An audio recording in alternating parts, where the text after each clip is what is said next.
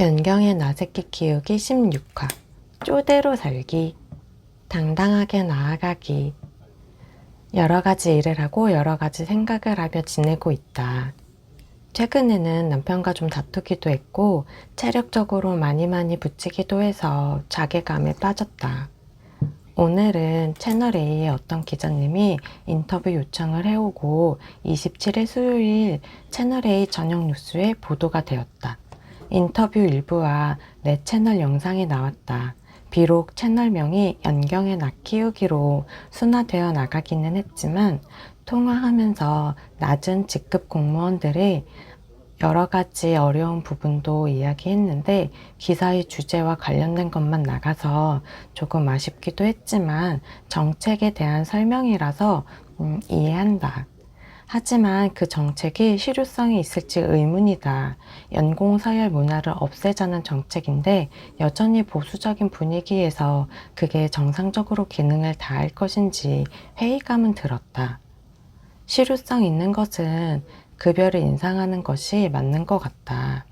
내가 발령받은 다음 해에 구급 공무원들의 급여가 최저임금도 되지 않아서 그에 맞추기 위해서 구급만 10% 정도 인상하기도 했었는데 고위 공무원 급여는 현재 인상폭을 유지하더라도 급여가 낮은 9급에서 7급 공무원 이탈을 방지하는 것은 급여 문제를 해결해 주는 것이 최선의 방안이 아닐까 싶다. 물론 갑질 문제도 포함해서 말이다. 남편과는 이것이 고비인지 아닌지 모를 시간을 겪고 있다. 나중에 멀리서 보면 알콩달콩 지낸 시간이었다고 추억할 수 있으면 좋겠다. 나는 외로움을 많이 타는 편이고 스킨십을 좋아한다. 여기서 말하는 건 부부 관계를 갖는 진한 행위 말고 자잘한 터치를 말한다. 가벼운 뽀뽀와 손잡기, 위로와 응원에 포옹하기, 머리를 쓰다듬고 볼살을 살짝 어루만지기, 이런 소소하고 작지만 따뜻한 손길을 말한다. 나와 엄마의 관계가 늘 좋았던 것도 아니고 엄마가 돌아가시기 몇 년 전에는 악화될 대로 악화됐지만 어린 시절 엄마는 나를 많이 안아주었다. 자다가도 엉덩이를 토닥여 주었다. 엄마한테 받은 그런 것을 떠나서 성향이 그런 것 같다. 따로 만나는 이성 친구는 없고 동성 친구들과도 만났다가 헤어질 때 포옹을 한다. 잘 지내다 보자고. 그럼 그게 그렇게 힘이 난다.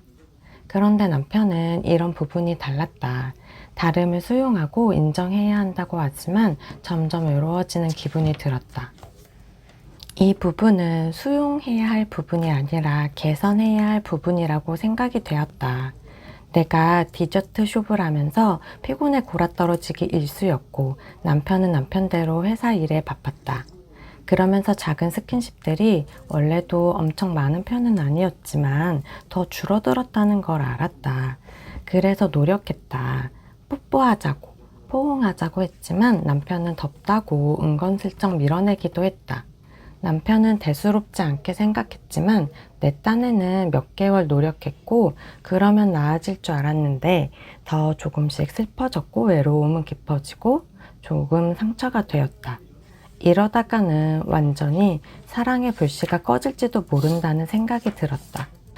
급한 내 성미에 급한 판단을 내려버릴 것 같았다. 어떤 광고였나? 치약 브랜드 덴티스트의 광고였는데 달콤했던 신혼이 가고 몸이 건조한 부부가 되어버린 부부를 소개한다. 남편이 이혼을 요구했고 아내가 딱 한 달 동안 자신이 요구하는 것들을 들어달라고 했다. 그럼 이혼해 주겠다고. 아내가 요구한 것들은 출근할 때 뽀뽀하기, 손잡기, 포옹하기, 사랑한다 말하기, 그런 사소한 표현들이었고 하루하루가 지나면서 시큰둥하고 짜증스러워했던 남편도 차츰 아내에게 다정해지기 시작했고 어느 날 문득 프로포즈했던 날을 떠올리고 아내에게 달려가서 아내를 만나는 장면으로 끝난다. 그가 프로포즈할 때 했던 말이 매일 손을 잡고 매일 안아주고 매일 사랑한다 말할게 라는 멘트였던 거다. 사소한 것이 중요하다. 삶이 그렇다. 돈이 없다. 있었던 대학생 시절, 당시 만나던 남자친구와 나는 우리의 기념일도 챙기기 빠듯해서 밸런타인데이, 화이트데이, 빼빼로데이 이런 건 챙기지 말자고 했다. 그런 건 다 상술이 만들어낸 것 뿐이라고. 그런데 그 친구는 어느 해에는 칸초로 하트를 만들어 오고 어느 해에는 하트 모양 상자에 담긴 페레로 로쉐 초콜릿을 주고 화이트데이에도 초콜릿을 주었다. 그런 일들이 참 고마웠고 추억이 되었다. 그래서 지금은 작은 것이라도 작게나마라도 챙기려고 한다. 그런 소소한 것들이 추억이 되고 무료한 일상에 선물이 될 수 있기 때문이다. 그냥 자주 가는 카페에서 자주 가는 케이크를 먹더라도 오늘이 화이트데이라면 우리 이거 화이트데이 케이크야 하고 이름 붙여주면 된다. 사소한 것들이 삶의 행복이 되고 의미가 된다. 적어도 나에게는 그랬다. 과거 수없이 죽고 싶던 하루하루들 속에서 버티게 해준 건 그런 일들이었다. 그래서 흔들릴 대로 흔들리는 요즘. 또 생각해보니 흔들리지 않은 적이 있기는 있나 싶지만 따뜻한 표현을 주고받는 일이, 관심을 주고받는 일이 여전히 필요하고 중요하다. 그런 의미에서 가장 가까운 위치에 있는 남은 생을 함께 나아가야 할 사람과 이 부분에서 생각이 다르다니. 달라진 건지 달랐던 건지 모르겠지만 내가 이런 것을 요구하면 너는 친구들이랑 대화 많이 하잖아. 너는 로디빌리랑 스킨십 많이 하잖아. 라고 말해 당황스럽고 어이가 없었다. 이 사람은 정말 몰라서 그럴 수 있다고 생각해서 그건 별개의 것이라고 친구랑 대화하는 것과 당신과 하는 것과 로디빌리랑 스킨십 하는 것과 당신과 하는 것은 대치될 수 없는 것이라고 여러 번 말해주었다. 하지만 성우의 생각은 달라지지 않았고 나는 점점 상처받았다. 결혼은 3년차가 고비라고 했던가? 권태기인가? 성우랑 대화를 하다 보면 눈물이 그렁그렁해져 버리곤 했다. 그렇다고 해서 성우가 나를 사랑하지 않는 것은 아니다. 여전히 내 가방을 들어주고 추울까 염려해주고 출근하면서 카톡을 한다. 뭘 먹어도 내 것부터 덜어주고 추워하며 물주머니를 데워다 준다. 성우는 어릴 때 스킨십을 많이 받고 자란 것 같지는 않았고 그래서인지 잘 때도 몸에 뭐가 닿으면 못 자는 편이라서 우리는 침대도 킹 사이즈를 쓴다. 그러던 어느 날 마침내 나는 터져버렸고 하지 않아도 될 말들을 해버렸다. 아주 오래전에 본 다큐멘터리 아마존의 눈물에서 본 원주민의 삶이 문득 생각났다. 뭔가 말하기에 조심스럽긴 하지만 소란을 만들려는 의도는 전혀 없다. 그곳은 일처다부제로 한 여성분의 남편이 3명이었는데 첫째 남편은 사냥을 잘하고 둘째 남편은 육아를 함께하고 셋째 남편은 아내를 다정하게 챙겨주었다. 이 다큐멘터리를 보았을 때 현대의 삶은 여자도 남자도 참 버거운데 특히 옛날 가부장적인 아버지들을 생각하면 돈만 벌어오고 가사와 육아는 아내가 전담했을 것에 비하면 남자들의 역할이 늘어났고 힘들어진 것은 사실이라는 생각이 들었다. 물론 엄마로서의 삶도 얼마나 힘든지 안다. 맞벌이까지 한다면 더더욱 그럴 것이다. 한편으로는 저렇게 한 명이 해내는 남편의 역할을 여럿이 함께 나누면 남편도 좋은 게 아닌가 하는 생각이 들었다. 그러면서 나랑 나누는 애정 표현들이 버거우면 나는 나대로 해결해도 되냐고 자극했다. 아마존의 눈물이라는 다큐멘터리를 떠올리기는 했지만 자극을 주고 싶었을 뿐 정말로 그럴 마음은 전혀 없다. 연인으로서 부부로서 내가 원하는 애정 표현이 무리한 요구가 아니라고 생각하기 때문이다. 이 정도조차 없을 거면 나는 남사친을 사귀지 결혼을 하지는 않았을 것이다. 결론적으로 협상이 극적으로 성공리에 마무리되었다. 솔직히 말하면 며칠은 마음이 좋지는 않았다. 이렇게까지 노력하고 요구하고 원해야 화내야 하는 것인가에 대해서 부르퉁했다. 사랑하면 자연스레 될 일이 아닌가? 그는 왜 원하지 않았는가? 이 문제로 다툴 때 상대에게 거부당한다는 기분까지 느껴서 슬펐다. 처음에 이 주제로 대본을 쓰려던 것은 아니었다.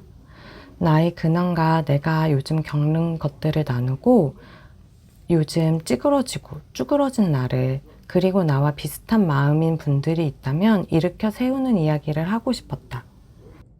요즘 김미경 강사님의 강의를 들으면 수면 연장으로 인해서 평균 수명이 곧 100세를 넘을 것이기에 40살도 60살도 무엇을 하기에 늦지 않았다는 것이다. 중위 나이가 46이라고 10년 전에 중위 나이는 28살이라고 했다. 그러니 지금에서 17살을 빼고 생각하라고, 그리고 무얼 결정하고 목표를 세우고 실행하라고 했다. 그렇다면 나는 22이나 23 정도의 나이라고 생각하면 된다. 물론 이렇게 생각했다가도 금세 현실의 나이를 자각하고 현실의 곤래에 갇혀 쭈그러진다. 내가 공무원을 그만두고 이런 생활을 한다고 했더니 비난하는 말도 있었다. 남편이 불쌍하다고. 상처받지는 않았지만 마음이 좋지는 않았다. 놀고 먹고 유유자적하려는 의도로 직장을 그만두고 돈을 버는 건 남편의 역할이라고, 그걸 당연하게 생각하고 지내는 것은 아니기 때문이다. 오히려 어떻게든 그의 부담을 줄여주고 싶어 몸도 마음도 괴로울 지경이고 내가 할 수 있는 것들을 이루기 위해서 노력하고 있기 때문이다. 하지만 당장 수익이 거의 없는 건 맞아서 미안하고 면목이 없고 그렇다. 아기가 있어서 아기를 보는 것도 아니니 뭔가 정당한 명분이 없는 것 같달까? 그런데 오히려 성우는 아기가 없으니까 마음 놓고 너 돈 안 벌어도 되는 거라고 말해주었다. 아이러니다. 엄마 역시 무언가를 하고 싶어 하고 직업을 가지고 싶어 했고 자신의 능력을 펼치고 싶어 했다. 그러나 많이 아파서 일상생활조차 버거운 몸 상태여서 그러지 못했다. 자괴감에 괴로워했고 그것은 곧 엄마의 열등감이 되었다. 아빠한테 종속되어 있다는 것. 당당하지 못한 자신의 정체성에 대해서 평생을 괴로워했다. 그런데 엄마는 아이 둘을 키웠고 엄청나게 알뜰하게, 아니 알뜰하다 못해 궁핍할 정도로 전략하면서 생활했고 그래야만 했다. 조카도 키우고 시부모님도 직접 모셨다. 특히 할아버지 병고안을 집에서 직접 하면서 귀저귀 갈고 목욕까지 엄마가 다 해야 할 일이었다. 엄마는 나에게 반드시 안정적인 직업을 가졌으면 좋겠다고 했다. 그게 힘이니까. 그래서 엄마는 아빠를 벗어나지 못하고 살았다면서. 내가 엄마는 충분히 직업이 있는 엄마들보다 오히려 더 많은 일을 하고 더 가치 있게 생활했다고 얘기해도 엄마는 스스로의 생각에서 벗어나지 못했다. 지금의 내가 그렇기도 하다.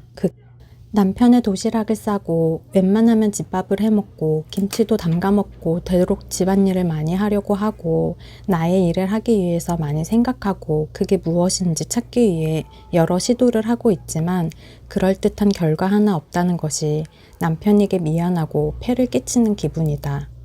그것에 더해 작아지고 주눅들기도 한다. 앞서 말했듯이 애정 표현 문제로 불만을 표하고 그래서 결국 애정 표현을 얻어냈다. 고 쓰고 구걸했다고 읽는다. 아무튼 쭈그러진 상태에서도 또 할 말은 다 하지만 어쨌든 쭈그러진 나 새끼는 반려인에게 미안하고 고맙다. 나라면 반대의 상황을 이해하고 포용할 수 있을까 하고 다른 일에 화가 났다가도 역지사지를 하면서 마음을 고요히 한다. 그리고 반려인에게 나 새끼 또한 완벽할 수 없을 테니까. 오늘은 내가 겨울 동안 뒤쪽 베란다에 결로 현상으로 페인트가 뜨고 곰팡이가 생긴 걸 한참이나 긁어내고 있었다. 이런 집을 보수하거나 가전제품을 분해하거나 하는 일은 보통 반려인의 몫이다. 나스키는 기계치라서. 아무튼 집에 있는 껌 제거하는 비루한 도구로 팔이 떨어져라 한참을 긁어내고 있는데 반려인이 문을 열고 기겁을 했다. 집에 같이 있는데 조용하고 10분 이상 눈앞에 안 보이고 뭔가 일이 벌어지는 느낌적인 느낌이 있으면 사고치고 있는 거라고 하면서 페인트 벗겨내는 전용 도구를 사서 이제 할 참이었다고 했다. 온통 페인트를 뒤집어 쓴 나를 딸을 나무라듯이 나무라고 가서 씻으라고 욕실로 보냈다. 그리고 본인이 뒷정리를 했다. 그리고 카페로 가는데 가는 길에 너는 정말 성격도 급하고 실행력도 갑이라고. 그런데 일단 생각 좀 하고 하자고 잔소리를 한다. 나는 어쩐지 컨디션이 좋아서 약간은 들뜬 상태로 몰라. 나는 그냥 이렇게 살 거야. 내 쪼대로. 하니 성우는 그저 웃는다. 맛있는 커피와 크루아상을 먹으면서 계획을 세웠다. 4월에 해야 할 일들에 대해서. 베란다 방수 작업과 페인트 칠하기를 포함해서. 시간을 보내고 카페에서 나와서 산책로를 걷다 보니 쑥을 발견했다. 반가웠다. 나무를 뜯는 일을 좋아하지만 그동안 하지 못했다. 맨손으로 앉아서 쑥을 뜯기 시작했다. 67살쯤 엄마랑 나무를 뜯으러 들판에 나갔던 기억이 있다. 그저 그 기억이 티 없이 밝고 명랑한 장면으로 남아서 사랑받는 나와 슬픔이 없어 보이는 엄마의 얼굴로 남아서 쑥을 뜯고 나무를 캐는 일을 좋아한다. 성우는 자꾸 그만하라고 했다. 너는 정말 너의 쪼대로 살고 있다며 웃는다. 원래 이번 화 제목은 당당하게 나아가기였다. 그리고 좀 더 내가 준비하는 것들을 포커스를 맞추고 요즘 참 많이 몸이 아팠고 마음도 쭈그러들 대로 쭈그러들었다가 그냥 좀 뻔뻔해지자. 평생 놀고 먹겠다는 것도 아니고 지금 마냥 놀고 먹는 것도 아니고 열심히 하는 중이라고. 어쩔 테냐 이런 이야기를 하려고 했다. 돈 못 버는 거, 월세 날리고 있는 거, 그래 그래서 나 참 괴롭고 힘들다. 이 마음도 받아들이고 품어내면서 나아가고 있다. 그리고 벌 거다. 돈돈거렸던 엄마의 세뇌가 나의 마음에도 깊이 남아있다. 돈을 500억 벌겠다는 게 아니다. 엄마의 세뇌는 그저 걱정 없이 먹고 잘 수 있기를 바랐다. 내가 어릴 때 우리 형편은 그랬다. 그래서 지금도 돈이 없어서 밥도 못 먹을 것 같다는 허무맹랑한 두려움이 있다. 돈을 벌어야겠다는 집착과 강박부터 내려놓는 중이다. 그래봤자 나만 괴롭고 내가 괴로우면 가족까지 괴로워진다. 내가 마음속 지옥에 살아서 돈이 벌리면 그래 그러라 하겠다. 근데 그렇다고 해서 해결될 게 아니니까 뻔뻔해 보려고 한다. 그리고 또 하나. 내가 돈을 못 벌면 가치가 없는 사람같이 느껴져서 성우한테 버림받으면 어쩌지 하는 애고가 내면에서 떨고 있다. 친구가 이런 문제로 고민한다면 정말로 너의 가치는 그게 전부가 아니라고. 너는 너 자체로 소중하고 네가 있어 다행이라고. 정작 나 스스로에게는 그렇게 대하지 못하고 있었다. 성우 역시 나를 업신여기지 않는다. 소중하게 생각해준다.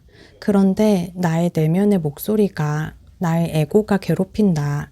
그래서 또 다시 뻔뻔해지려는 말을 한다. 이것저것 노력하고 최선을 다해도 보고 그래도 안 되면 성우 혼자 아파트 청약 대출금이며 이런 거 갚는 게 힘들어지면 그때 내가 청소 일이든 빵집 아르바이트든 뭐라도 하면 된다. 과외라도 알아보고 베이비시터 자리도 구해보고 가정관리사를 해도 되니까 너무 불안해하지 말자고 말해준다. 이왕 이런 시간을 보내는 중이라면 그냥 마음 편히 즐겨야겠다. 이렇게 오늘 이야기하고 내일 또 불안해질지도 모른다. 그럼 다시 이렇게 또 말해주고 이 영상을 봐야겠다. 나는 이미 늦어본 적이 있다. 30에 공무원을 합격했다. 그 전에도 학원 강사 일이나 짧은 기간제 교사 일을 해본 적이 있긴 하지만 어엿한 직업인이라고 느낀 건 30 이후다. 늦었다고 생각할 때 늦은 게 맞다고 영소홍이 말했다. 그래 늦었다. 어쩔 수 없다. 늦었다고 아무것도 안 하기엔 오래 산다니 지금이라도 나아가야 한다. 이렇게 생각을 정리하고 보니 마음이 한결 좋아진다. 나를 도와주시는 분들이, 아껴주시는 분들이 많다. 그들을 생각해서라도 힘을 내야겠다. 만약 지금 이 길고 긴 이야기를 듣고 계신 분이 있다면, 그런데 혼자라고 느낀다면 부족하지만 제가 진심으로 응원해드리고 싶다. 같이 일어나고 나아가자고 말하고 싶다. 말하다 보니 너무 길어졌어요. 반 정도 편집하고 또 아파서 며칠 못 일어나는 바람에 더 늦어졌어요. 오늘도 쓸데있는 말과 쓸데없는 말의 콜라보를 들어주셔서 감사합니다. 이제 정말 훈훈한 봄이고 대전은 돌아오는 주말에 벚꽃이 흐드러지게 필 것 같아요. 봄나들이도 하시고 건강하게 지내다 만나요. 고맙습니다.